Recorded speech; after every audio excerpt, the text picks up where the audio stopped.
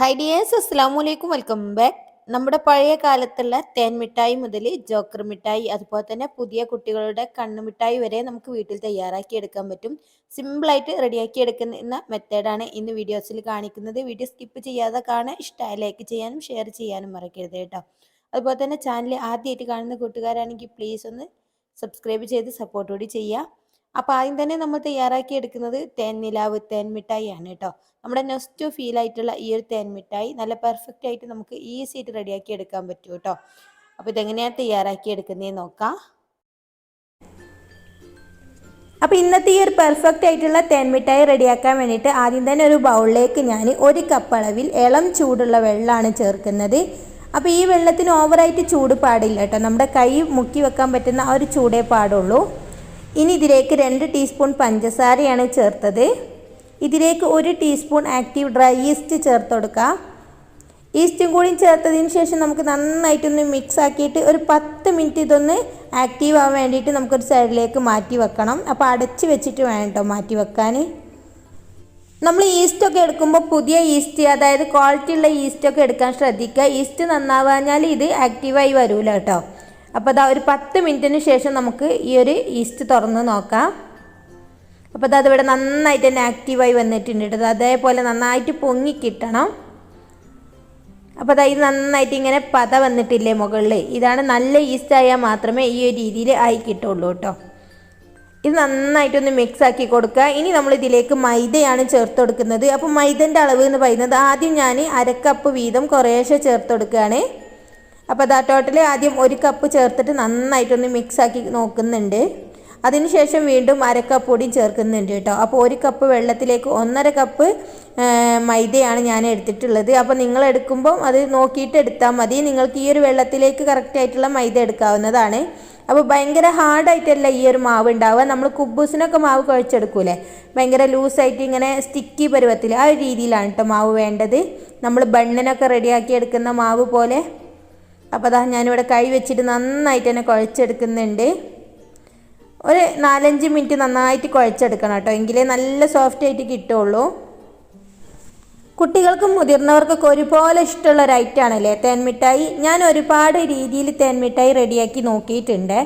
നമ്മുടെ ഉഴുന്നും അരിയും വെച്ചിട്ട്, അല്ലെങ്കിൽ ദോശമാവ് വെച്ചിട്ട് ഒക്കെ തേൻ മിഠായി റെഡിയാക്കിയിട്ടുണ്ട്. പക്ഷേ ഒന്നും എനിക്ക് പെർഫെക്റ്റ് ആയിട്ട് തോന്നിയിട്ടില്ല കേട്ടോ. അതുകൊണ്ട് തന്നെ ഞാൻ വീഡിയോ ഇതുവരെ അപ്ലോഡ് ചെയ്തിട്ടുമില്ല. ഈ ഒരു റെസിപ്പി എനിക്ക് പെർഫെക്റ്റ് ആയിട്ട് തോന്നിയതുകൊണ്ട് മാത്രമാണ് കേട്ടോ അപ്ലോഡ് ചെയ്തത്. അപ്പോൾ ഞാനിവിടെ നന്നായിട്ട് കുഴച്ചെടുത്തിട്ടുണ്ട്. ഇനി ഞാനിതാ 1 ടീസ്പൂൺ ഓയിലും കൂടി ആക്കി കൊടുത്തിട്ട് ഒന്നും കൂടി കുഴച്ചെടുക്കുന്നുണ്ട്. അപ്പോൾ വീണ്ടും ഞാൻ 1 മിനിറ്റ് കൂടി ഒന്ന് കുഴച്ചെടുത്തതിന് ശേഷം നമ്മൾ ഇതിലേക്ക് ഇനി ഫുഡ് കളർ ആഡ് ചെയ്യുന്നുണ്ട്. അപ്പോൾ ഞാനിവിടെ കേക്കിലേക്ക് യൂസ് ചെയ്യുന്ന റെഡ് ഫുഡ് കളറാണ് ചേർക്കുന്നത്. 1 ഡ്രോപ്സ് മാത്രം ചേർത്തിട്ട് നന്നായിട്ടൊന്ന് മിക്സ് ആക്കി എടുക്കണം. അപ്പോൾ നിങ്ങൾക്ക് വേണമെങ്കിൽ ആ ഒരു ഈസ്റ്റിൻ്റെ വെള്ളത്തിലേക്ക് വേണമെങ്കിൽ ഈ ഒരു കളറാക്കി കൊടുക്കുക കേട്ടോ. അങ്ങനെ ആകുമ്പോൾ നിങ്ങൾക്ക് കുഴച്ചെടുക്കാൻ എളുപ്പമായിരിക്കും. ഞാനിപ്പോൾ ഈ ലാസ്റ്റിലാണ് ഈ ഒരു ഫുഡ് കളർ ചേർത്തിട്ടത്. അപ്പോൾ ഞാൻ നന്നായിട്ട് തന്നെ കുഴച്ചെടുത്തിട്ടുണ്ട്. ഇനി നമുക്കിത് 1 മണിക്കൂറെങ്കിലും ഒന്ന് റെസ്റ്റ് ചെയ്യാൻ വേണ്ടിയിട്ട് മാറ്റി വെക്കണം. നമ്മുടെ ഈ ഒരു മാവ് ഡബിൾ സൈസ് ആയിട്ട് വരുന്നത് വരെ നമ്മൾ മാറ്റി വെക്കണം. അപ്പോൾ ഞാനൊരു ക്ലീൻ റാപ്പ് എടുത്തിട്ടാണ് ഇത് കവർ ചെയ്തെടുക്കുന്നത്. നന്നായിട്ട് തന്നെ കവർ ചെയ്ത് വെക്കണം, എങ്കിലേ നന്നായിട്ട് പൊങ്ങി വരുള്ളൂ കേട്ടോ. അപ്പോൾ എയർ കിടക്കാത്ത രീതിയിൽ നമ്മൾ കവർ ചെയ്തെടുക്കണം.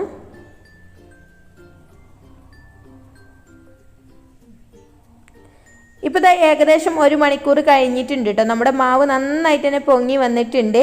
അപ്പോൾ ഇതവിടെ നിൽക്കട്ടെ, നമുക്കൊരു സൈഡിലേക്ക് മാറ്റി വെക്കാം. നമുക്കിനി ഇതിലേക്കുള്ള ഷുഗർ സിറപ്പ് റെഡിയാക്കി എടുക്കണം. അതിനായിട്ട് ഞാൻ 1.5 കപ്പ് അളവിലാണ് മൈദ എടുത്തിട്ടുണ്ടായിരുന്നത്. അതേ 1.5 കപ്പ് അളവിൽ തന്നെ പഞ്ചസാരയും എടുക്കുന്നുണ്ട്. ഇതിലേക്ക് ഇനി 1.5 കപ്പ് വെള്ളം ഒഴിച്ചെടുത്തിട്ട് നമ്മൾ സ്റ്റൗവിലേക്ക് വെക്കുകയാണ്. നന്നായിട്ടൊന്ന് തിളച്ച് വരട്ടെ. പഞ്ചസാരൻ്റെ സിറപ്പ് അവിടെ റെഡി ആകുമ്പോഴേക്കും നമ്മുടെ മാവ് നമുക്ക് ഒന്ന് ഉരുട്ടി പരട്ടി എടുക്കണം. അപ്പോൾ കൈ വെച്ചിട്ട് ജസ്റ്റ് ഒന്നുകൂടി ഒന്ന് മിക്സ് ആക്കി എടുക്കുക. അതേപോലെ ഒന്ന് മിക്സ് ആക്കി എടുക്കുക. നമ്മുടെ കയ്യിൽ നന്നായിട്ട് തന്നെ ഓവറായിട്ട് ഒട്ടുന്നുണ്ടെങ്കിൽ കുറച്ച് ഓയിൽ സ്പ്രെഡ് ചെയ്ത് കൊടുത്താൽ മതി കേട്ടോ. അപ്പോൾ ഒട്ടലങ്ങ് പോയി കിട്ടും. ഇനി നമ്മളിതിനെ ഈക്വലായിട്ട് രണ്ടായിട്ട് ഭാഗിക്കുന്നുണ്ട്. എന്നിട്ട് നമ്മളിത് ഒരു പീസ് എടുത്തിട്ട് പരത്തിയെടുക്കുകയാണ്. അപ്പോൾ ഭയങ്കര തിന്നായിട്ട് പരത്തിയെടുക്കരുത്. നമ്മളിപ്പോൾ കുറച്ച് മൈദപ്പൊടി ഇട്ടിട്ടാണ് കേട്ടോ അത് പരത്തിയെടുക്കുന്നത്. അപ്പോൾ ഭയങ്കര തിന്നായിട്ട് പരത്തിയെടുക്കരുത്, അത് പ്രത്യേകം ശ്രദ്ധിക്കേണ്ട ഒരു കാര്യമാണ്. നമ്മൾ കുബൂസൊക്കെ എടുക്കുന്ന ആ ഒരു കട്ടിയിൽ വേണ്ട പരത്തിയെടുക്കാൻ. എന്നിട്ട് ഇതേപോലെ എന്തെങ്കിലും ഒരു ഷേപ്പർ ഉണ്ടെങ്കിൽ അത് വെച്ചിട്ടാണ് ഷേപ്പ് ചെയ്യുന്നത്. ഞാനിപ്പോൾ ഈ ഒരു റൗണ്ടിലുള്ള ഷേപ്പ് വെച്ചിട്ടാണ് കട്ട് ചെയ്യുന്നത്. ഇതിന് പകരം നിങ്ങൾക്ക് ഏതെങ്കിലും ബോട്ടലിൻ്റെ അടപ്പൊക്കെ യൂസ് ചെയ്യാവുന്നതാണ്. അപ്പോൾ ഈ ഒരു രീതിയിൽ ഞാൻ മൊത്തം ചെയ്തെടുക്കുന്നുണ്ട് കേട്ടോ. തേൻമിഠായി നിങ്ങൾക്ക് കഴിക്കാൻ ഇഷ്ടമുണ്ട്, നിങ്ങൾക്ക് ഒറിജിനൽ തേൻമിഠായി കിട്ടണം എന്നുണ്ടെങ്കിൽ നിങ്ങൾ ഈ ഒരു രീതിയിൽ ഒരു പ്രാവശ്യമെങ്കിലും ഒന്ന് ട്രൈ ചെയ്ത് നോക്കണം കേട്ടോ. നമ്മൾ ഒറിജിനൽ തേൻമിഠായിൻ്റെ അതേ ടേസ്റ്റിലും അതേ ഭംഗിയിലുമാണ് ഈ ഒരു തേൻമിഠായി കിട്ടുന്നത്. അപ്പോൾ അതാ ഞാൻ മൊത്തം ഇതേപോലെ ഷേപ്പ് ചെയ്തെടുത്തതിന് ശേഷം നമ്മൾ ഇതിൽ നിന്നും ബാലൻസ് വരുന്ന ആ ഒരു പീസ് വീണ്ടും നമ്മൾ പരത്തിയെടുക്കണം കേട്ടോ. അപ്പോൾ ഈ ഒരു കട്ട് ചെയ്ത പീസൊക്കെ നമുക്കൊരു പ്ലേറ്റിലേക്ക് മാറ്റാം. കാരണം തമ്മിൽ ഒട്ടിപ്പിടിക്കാതെ ഒരു പ്ലേറ്റിലേക്ക് മാറ്റണം കേട്ടോ. കാരണം നമ്മൾ അടുത്തത് പരത്തി സെറ്റാക്കുമ്പോഴേക്കും ഇത് കുറച്ചും കൂടി ഒന്ന് പൊങ്ങി വന്നിട്ടുണ്ടാവുക. നമ്മൾ ഈസ്റ്റൊക്കെ ചേർത്തതുകൊണ്ട് തന്നെ കുറച്ചിങ്ങനെ പൊങ്ങി വന്നിട്ടുണ്ടാവും. അപ്പോൾ അതാ ബാക്കിയുള്ളതും ഈ ഒരു രീതിയിൽ തന്നെ നമുക്ക് പരത്തിയെടുക്കാം. അപ്പോൾ ഈസി ആയിട്ട് ചെയ്തെടുക്കാൻ പറ്റുന്ന ഒരു പണിയാണ് കേട്ടോ. മക്കൾക്കൊക്കെ ഉണ്ടാക്കി കൊടുത്താൽ നല്ല ഇഷ്ടമാവും.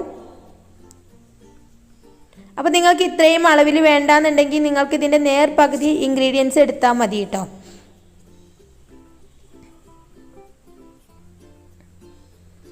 ഇപ്പോൾ ഞാൻ മൊത്തം ഇതേപോലെ ഷേപ്പ് ചെയ്തെടുത്തിട്ടുണ്ട്. ഇനി നമ്മൾ ഇത് ഫ്രൈ ചെയ്തെടുക്കണം. അതിന് മുമ്പ് നമ്മുടെ പഞ്ചസാര സിറപ്പൊക്കെ ഇവിടെ നന്നായിട്ട് തിളച്ച് വന്നിട്ടുണ്ട് കേട്ടോ. നന്നായിട്ട് ഇങ്ങനെ ബബിൾസൊക്കെ വരാൻ തുടങ്ങിയിട്ടുണ്ട്.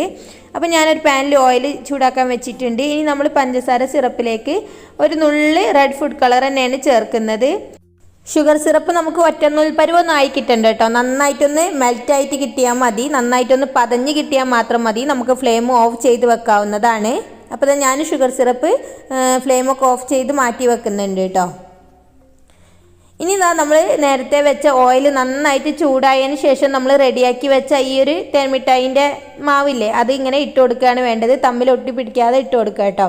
അപ്പോൾ നമ്മൾ ആദ്യം പരത്തി വെച്ചത് കുറച്ചൊന്ന് പൊങ്ങി വന്നിട്ടുണ്ടാവും കേട്ടോ. അപ്പോൾ അത് എണ്ണയിലേക്ക് ഇടുമ്പോൾ തന്നെ ഇത് നന്നായിട്ട് തന്നെ വീർത്ത് വരും. അപ്പോൾ കുറച്ച് കട്ടിക്കല്ല നിങ്ങൾ ചെയ്യുന്നതെന്നുണ്ടെങ്കിൽ നിങ്ങൾക്ക് വെറും ഉള്ളിലൊന്നും ഇല്ലാതെ വെറും ഇങ്ങനെ പുറമേ ഉള്ള ഒരു ക്രിസ്പി സംഭവം മാത്രമേ ഉണ്ടാവുള്ളൂ. ഉള്ളിൽ കുറച്ച് ബണ്ണ് പോലെ ഇങ്ങനെ തേനൊക്കെ കുടിച്ചിരിക്കണമെങ്കിൽ കുറച്ച് കട്ടിക്ക് തന്നെ പരത്തിയെടുക്കണം കേട്ടോ. അതാണ് ഞാൻ ആദ്യം തന്നെ പറഞ്ഞത്. നിങ്ങൾ പ്രത്യേകം ശ്രദ്ധിക്കേണ്ട കാര്യമാണ് കുബൂസിൻ്റെ കനത്തിൽ നിങ്ങൾ പരത്തിയെടുക്കണം എന്നുള്ളത്. അപ്പോൾ ഞാൻ ബാക്കിയുള്ളതൊക്കെ ഇതേപോലെ ഫ്രൈ ചെയ്തെടുക്കുന്നുണ്ട്.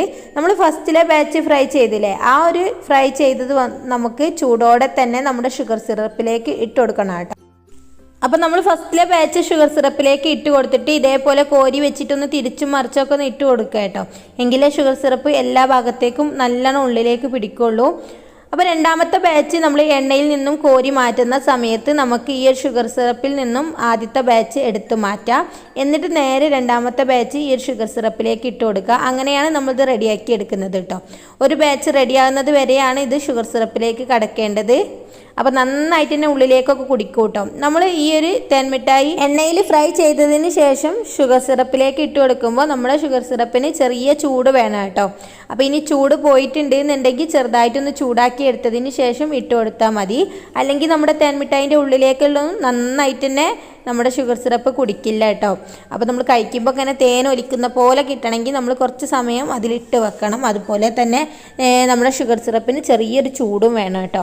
അപ്പോൾ നമ്മൾ റെഡിയാക്കിയിട്ടുണ്ടായിരുന്ന മാവ് വെച്ചിട്ട് മൊത്തം ഇതേപോലെ തേൻമിഠായി റെഡിയാക്കി എടുത്തിട്ടുണ്ട്. തേൻമിഠായി ആയതുകൊണ്ട് തന്നെ നമ്മൾ റെഡിയാക്കി എടുക്കുന്ന സമയത്ത് തന്നെ മക്കൾ വന്നിട്ട് കുറേ കഴിച്ചിട്ടുണ്ടായിരുന്നു കേട്ടോ. അപ്പോൾ ബാക്കിയുള്ളതാണ് ഇത്. കാണാൻ തന്നെ നല്ല ലുക്കില്ലേ. നമ്മൾ ഒറിജിനൽ തേൻമിഠായിൻ്റെ അതേ രൂപത്തിലും അതേ ടേസ്റ്റിലുമാണ് കേട്ടോ നമ്മുടെ ഈ ഒരു തേൻമിഠായി കിട്ടിയിട്ടുള്ളത്. അതാണ് ഞാൻ പറഞ്ഞത് ഒറിജിനൽ തേൻമിഠായി എന്നുള്ളത്. ഒറിജിനൽ ഇങ്ങനെയാണോ റെഡിയാക്കലെന്ന് എനിക്കറിയില്ല. പക്ഷേ ഇത് കഴിച്ചപ്പോൾ എനിക്ക് ഒറിജിനലിൻ്റെ അതേ ഫീലിംഗ് കിട്ടി കേട്ടോ. അപ്പോൾ സൂപ്പർ ടേസ്റ്റി ആയിട്ടുള്ള തേൻമിഠായി ആണ്. അപ്പോൾ നിങ്ങൾക്ക് കാണുമ്പോൾ തന്നെ അറിയാൻ പറ്റുന്നുണ്ടാവും എത്രത്തോളം പെർഫെക്റ്റ് ആയിട്ട് കിട്ടിയിട്ടുണ്ട് എന്നുള്ളത്. അപ്പോൾ നിങ്ങൾക്ക് കട്ട് ചെയ്തിട്ട് കൂടി ഒന്ന് കാണിച്ചു തരാം. ഉള്ളിലൊക്കെ നന്നായിട്ട് തന്നെ തേൻ വലിച്ചെടുത്തിട്ട് നല്ല പെർഫെക്റ്റ് ആയിട്ട് കിട്ടിയിട്ടുണ്ട്. ഇനി നമുക്ക് ഇതിനെ ഒന്നും കൂടിയും ഒറിജിനാലിറ്റി കൊണ്ടുവരാൻ വേണ്ടിയിട്ട് നമുക്കിതിലേക്ക് ഒരു ഐറ്റംസ് കൂടിയും ചേർത്ത് കൊടുക്കുക. അപ്പോൾ നന്നായിട്ട് തന്നെ തണുത്തതിന് ശേഷം മാത്രം നമ്മൾ ഇതിലേക്ക് കുറച്ച് പഞ്ചസാര പൊടിച്ചതും കൂടിയും ചേർക്കുന്നുണ്ട്. അപ്പോൾ കാണുമ്പം അതേ ലുക്ക് തന്നെ കിട്ടും കേട്ടോ. പുറമെ ചെറുതായിട്ട് ഇങ്ങനെ വൈറ്റ് കളറൊക്കെ ആയിട്ട് നല്ല അടിപൊളി ലുക്കിൽ തന്നെ കിട്ടിക്കോളും. അപ്പോൾ അതാ മൊത്തത്തിൽ ഇതേപോലെ ഒന്ന് മിക്സ് ആക്കി കൊടുക്കുന്നുണ്ട് കേട്ടോ. കുറച്ച് പഞ്ചസാര പൊടിച്ചത് ചേർത്തിട്ട് കാണാനും കഴിക്കാനും ഒക്കെ ഒറിജിനലിൻ്റെ അതേ രൂപത്തിലുള്ള ഈ ഒരു തേൻ മിഠായിൻ്റെ റെസിപ്പി നിങ്ങൾക്ക് എല്ലാവർക്കും ഇഷ്ടമായിട്ടുണ്ടാവുമെന്ന് വിചാരിക്കുന്നു. ഇഷ്ടമായിട്ടുണ്ടെങ്കിൽ ഉറപ്പായിട്ടും ട്രൈ ചെയ്ത് നോക്കുക, നിങ്ങളെ ഫീഡ്ബാക്ക് അറിയിക്കുക. ഇനി നമ്മൾ തയ്യാറാക്കി എടുക്കുന്നത് ജോക്കർ മിഠായി ആണ് കേട്ടോ. നമ്മുടെ കുട്ടിക്കാലത്തൊക്കെ ഒരുപാട് കഴിച്ചിട്ടുണ്ടായിരുന്ന ഈ ഒരു ജോക്കർ മിഠായി ഇപ്പം കാണാൻ തന്നെ കിട്ടുന്നില്ല അല്ലേ.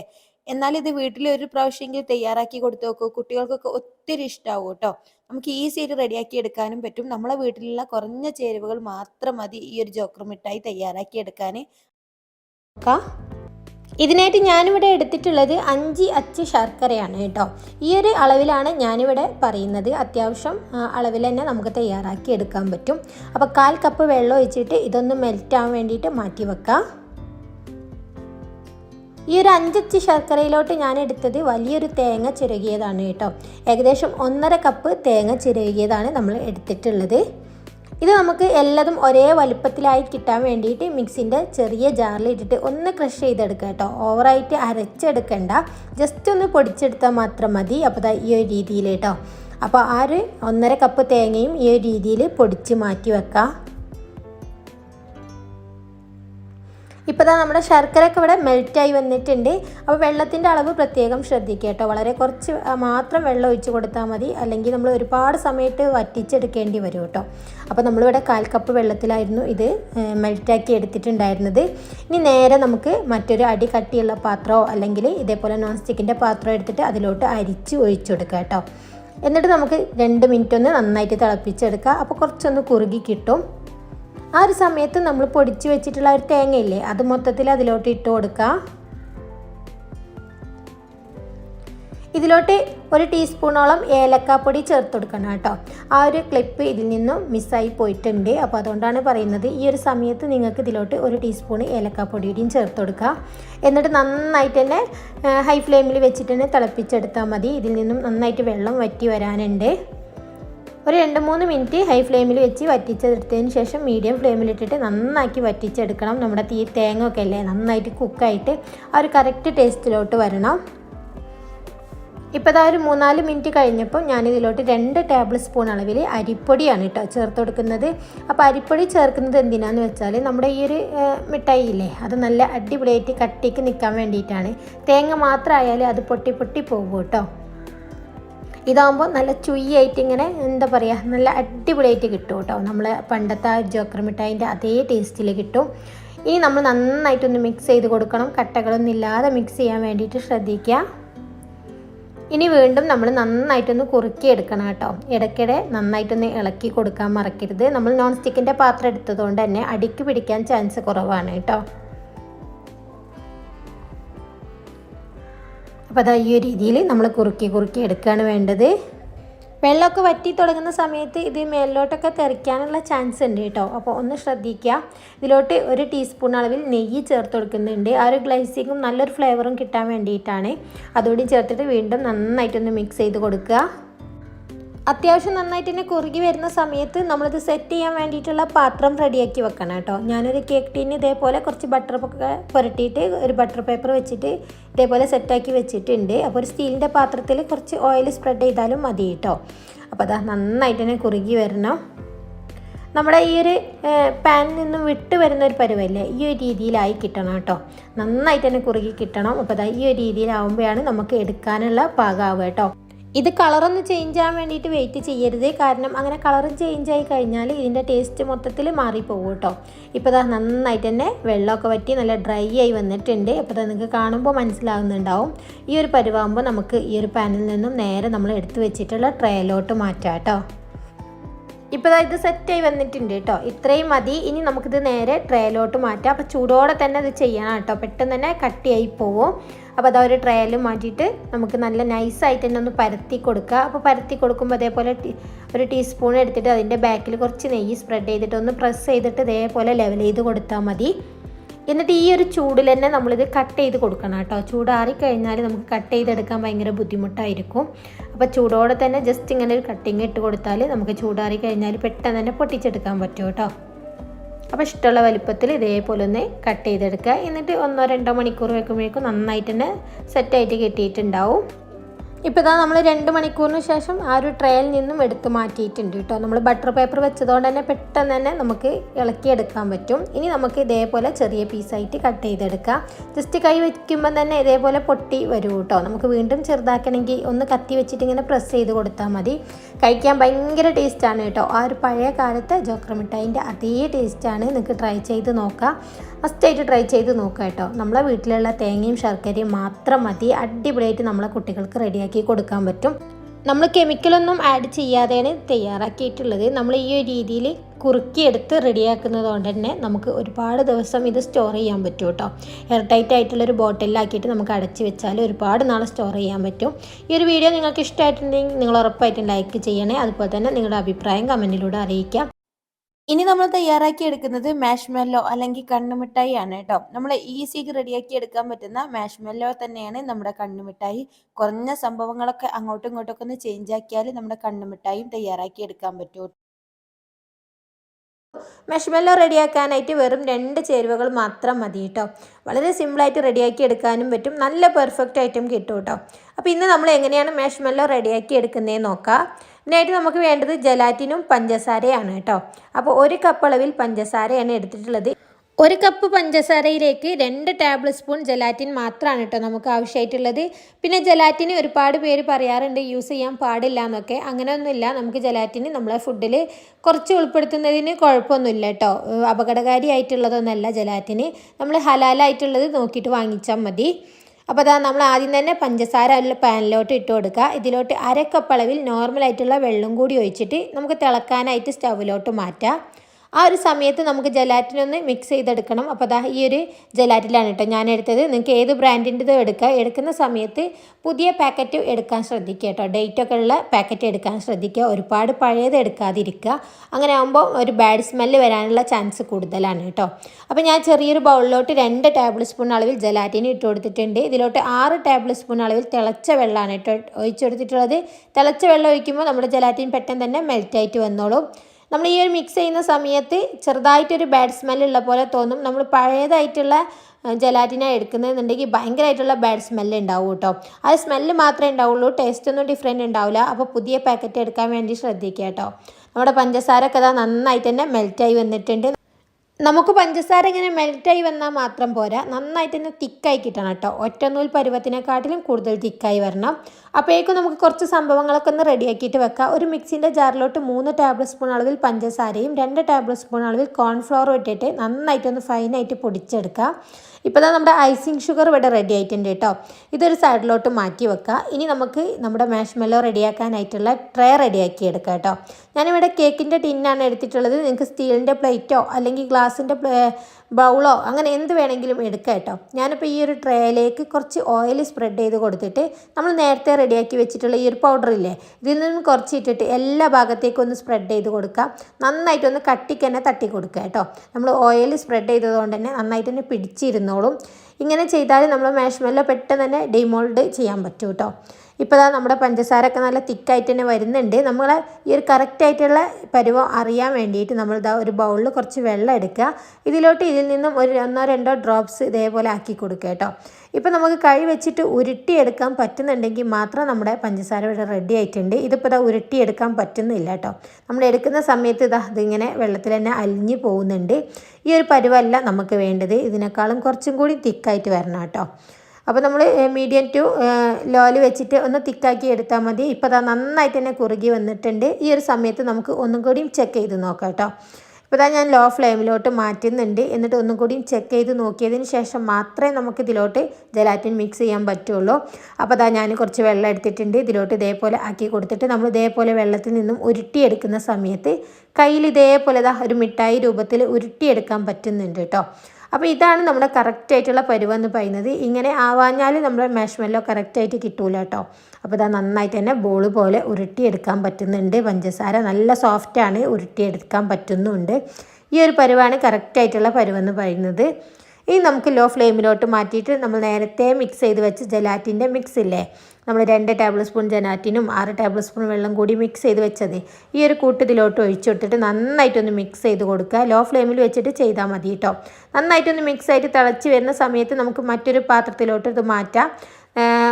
കുറച്ച് വലിയൊരു പാത്രം എടുക്കുക കേട്ടോ. നമുക്കിത് ബീറ്റ് ചെയ്തെടുക്കാനുള്ളതാണ്, ചൂടോടെ തന്നെ ബീറ്റ് ചെയ്തെടുക്കണം. അപ്പോൾ ഇങ്ങനെ പുറത്തോട്ടൊന്നും തെറിക്കാതിരിക്കാൻ വേണ്ടിയിട്ടാണ് വലിയ പാത്രം എടുത്തത് കേട്ടോ. അപ്പോൾ അതാ നമ്മൾ ലോ ഫ്ലെയിമിലിട്ടിട്ട് ജസ്റ്റ് ഇതേപോലെ ഒന്ന് മിക്സ് ചെയ്യുക. നമ്മൾ പെട്ടെന്ന് തന്നെ സ്പീഡ് കൂട്ടി കൊടുക്കുക കേട്ടോ. പെട്ടെന്ന് തന്നെ മിക്സ് ചെയ്തെടുക്കണേ. നമ്മൾ ചൂടൊന്നും ആറാൻ വെയിറ്റ് ചെയ്യരുത്, നല്ല ചൂടോടെ തന്നെ ചെയ്തെടുക്കണം, എങ്കിലേ ഇത് കറക്റ്റായിട്ട് കിട്ടുള്ളൂ. ചൂടോടെ തന്നെ ഇതിൻ്റെ പണികളൊക്കെ ചെയ്യണം കേട്ടോ. കാരണം ഇത് ഭയങ്കരമായിട്ട് ഇങ്ങനെ സ്റ്റിക്കി ആയിട്ടുള്ള ഒരു സംഭവമാണ്. അതുകൊണ്ട് ചൂട് പൊഴി കഴിഞ്ഞാൽ നമുക്ക് അങ്ങോട്ടും ഇങ്ങോട്ടും ഒന്നും ഇളക്കാൻ പറ്റൂല കേട്ടോ. അപ്പോൾ അതായത് ഒരു 2 മിനിറ്റിൻ്റെ ഉള്ളിൽ തന്നെ നന്നായിട്ട് തിക്കായിട്ട് ഇതേപോലെ ആയിട്ട് വരും. നമുക്ക് ബീറ്റർ ഇളക്കാൻ പറ്റാത്ത അത്രയും തിക്കായിട്ട് വരും കേട്ടോ. നമ്മളിങ്ങനെ ബീറ്റ് ചെയ്യുന്ന സമയത്ത് ബീറ്ററിൻ്റെ മുകളിലോട്ട് വരുന്നത് പോലെ തോന്നും കേട്ടോ. ഭയങ്കരമായിട്ട് റിബൺ കൺസിസ്റ്റൻസിയിലാണ് ഈ ഒരു ബാറ്ററി ഉണ്ടാവുക. ഇതിലോട്ട് നമുക്ക് 1 ടീസ്പൂണോളം വാനില എസൻസ് ഒഴിച്ചു കൊടുക്കുക. എന്നിട്ട് ജസ്റ്റ് വീണ്ടും ഒന്ന് ബീറ്റ് ചെയ്ത് കൊടുക്കുന്നുണ്ട്. എന്നിട്ട് നമ്മുടെ ട്രേയിലോട്ട് പകുതി പെട്ടെന്ന് തന്നെ മാറ്റുക കേട്ടോ. നമുക്ക് 2 കളറിൽ വേണമെങ്കിലാണ് ഇങ്ങനെ ചെയ്യേണ്ടത്, അല്ലെങ്കിൽ നിങ്ങൾക്ക് മൊത്തത്തിൽ ആദ്യം തന്നെ ഈ ട്രേയിലോട്ട് മാറ്റാം. ഇപ്പം ഞാൻ പകുതി മാറ്റിയിട്ടുണ്ട്. എന്നിട്ടൊരു സ്പൂൺ വെച്ചിട്ട് എല്ലാ ഭാഗത്തും ഒന്ന് സ്പ്രെഡ് ചെയ്ത് കൊടുക്കുക കേട്ടോ. അപ്പോൾ ഇതേപോലെ എല്ലാ ഭാഗത്തും ഒരേ തിക്നെസ്സിലൊന്ന് ആക്കി കൊടുക്കുക. എന്നിട്ട് നമുക്ക് ഇതിലോട്ട് ഫ്ലേവറോ കളറോ ഒക്കെ ആഡ് ചെയ്യാം. ഞാനിപ്പോൾ പിസ്ത എസൻസ് ഇല്ലേ, അതാണ് 2 ഡ്രോപ്സ് ഒഴിച്ച് കൊടുത്തിട്ടുള്ളത്. നിങ്ങൾക്ക് വേണമെങ്കിൽ കളർ ആഡ് ചെയ്യാം, ഇല്ലെങ്കിൽ ഏതെങ്കിലും എസൻസ് ആഡ് ചെയ്യുക കേട്ടോ. നമ്മൾ മുമ്പ് ചെയ്തിട്ടുണ്ടായിരുന്നു പിങ്ക് കളറിലുള്ള നമ്മുടെ സ്ട്രോബെറിൻ്റെ എസൻസ് ഒഴിച്ചിട്ട്. അത് നല്ല പെർഫെക്റ്റ് ആയിട്ട് തന്നെ കിട്ടിയിട്ടുണ്ടായിരുന്നു, ഒരു 3-4 വർഷം മുമ്പാണെന്ന് മാത്രം. അപ്പോൾ ഇത് നമ്മളൊരു ഗ്രീൻ കളർ കിട്ടാൻ വേണ്ടിയിട്ട് പിസ്തൻ്റെ എസൻസ് ആണ് ഒഴിച്ചത്. ഈ ഒരു ഫ്ലേവറും കൂടി വരുമ്പം അടിപൊളിയാണ് കേട്ടോ. അപ്പോൾ ചൂടാറി കഴിഞ്ഞാൽ നമുക്ക് ഇതേപോലെ സ്പ്രെഡ് ചെയ്യാനൊന്നും പറ്റില്ല കേട്ടോ. അപ്പോൾ ചൂടോടെ തന്നെ പെട്ടെന്ന് കാര്യങ്ങളൊക്കെ ചെയ്യുക. അപ്പോൾ പറ്റുന്ന പോലെ എല്ലാ ഭാഗത്തേക്കും ഒന്ന് ആക്കി കൊടുക്കാൻ ശ്രദ്ധിക്കുക. എന്നിട്ട് നമുക്കിത് വേണമെങ്കിൽ പുറത്ത് തന്നെ ഇതേപോലെ ഒരു 3-4 മണിക്കൂർ അല്ലെങ്കിൽ ഒരു 6 മണിക്കൂർ ഇങ്ങനെ വെച്ചാൽ മതി. ഇല്ല നിങ്ങൾക്ക് വേണമെങ്കിൽ ഇനി ഫ്രിഡ്ജിലും സ്റ്റോർ ചെയ്യാം കേട്ടോ. ഇത് മധുരം ആയതുകൊണ്ട് തന്നെ നമുക്ക് എറുമ്പുകളൊക്കെ വരാനുള്ള ചാൻസ് ഉണ്ട്. അതുകൊണ്ട് ഞാൻ ഫ്രിഡ്ജിലാണ് വെച്ചിട്ടുണ്ടായിരുന്നത്. ഇപ്പോൾ ഏകദേശം ഓവർനൈറ്റ് ഫ്രിഡ്ജിൽ വെച്ച് എടുത്തിട്ടുള്ളതാണ് കേട്ടോ. കയ്യിലൊന്നും സ്റ്റിക്കാകുന്നില്ല, നല്ല പെർഫെക്റ്റ് ആയിട്ട് തന്നെ വന്നിട്ടുണ്ട്. ഇതിൻ്റെ സൈഡൊക്കെ ഒരു സ്പൂൺ വെച്ചിട്ട് ഇതേപോലെ ഇളക്കി എടുക്കുക കേട്ടോ. ഇതിന് ശേഷം നമ്മൾ മുമ്പ് പൊടിച്ച് വെച്ചിട്ടുണ്ടായിരുന്ന ആ പൗഡർ ഇല്ലേ, അതിൽ നിന്നും കുറച്ചിട്ടിട്ട് എല്ലാ ഭാഗത്തൊന്നും സ്പ്രെഡ് ചെയ്ത് കൊടുക്കുക. നമുക്ക് കയ്യിലൊന്നും സ്റ്റിക്ക് ആവാതിരിക്കാൻ വേണ്ടിയിട്ടാണ്. എന്നിട്ട് നമുക്ക് ഇതേപോലെ ഒന്ന് കൈ വെച്ചിട്ട് തന്നെ ഇളക്കിയെടുക്കാൻ പറ്റും കേട്ടോ.